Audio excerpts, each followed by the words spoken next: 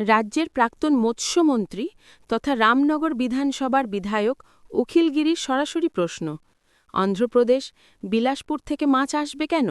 আমাদের মৎস্যজীবীরা পারবে না? বৃহস্পতিবার এক অনুষ্ঠানে মৎস্য চাষের ভবিষ্যৎ ও স্বনির্ভরতার প্রশ্নে তিনি জানান, পশ্চিমবঙ্গ নয়, বিশেষ করে পূর্ব মেদিনীপুরের মৎস্যজীবীদের আরও উন্নতি করতে হবে।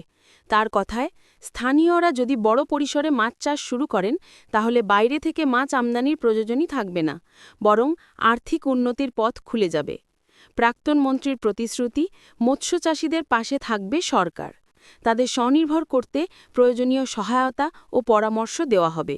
অখিলবাবুর ভাষায়, মৎস্যজীবীরা নিজেরা মাছ চাষ বাড়ালে বড় সাফল্য নিশ্চিত। সরকারের তরফও সহযোগিতার হাত বাড়িয়ে দেওয়া হবে।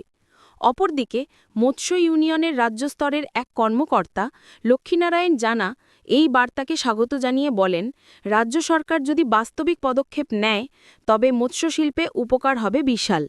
অখিল গিরির বক্তব্যকে তিনি সাধুবাদ জানিয়ে জানান, দীর্ঘদিনের দাবি নতুন করে আলোচনায় এলো।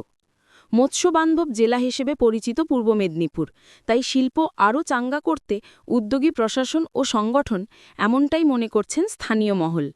পূর্ব মেদিনীপুর থেকে অংশুমান পণ্ডার প্রতিবেদন।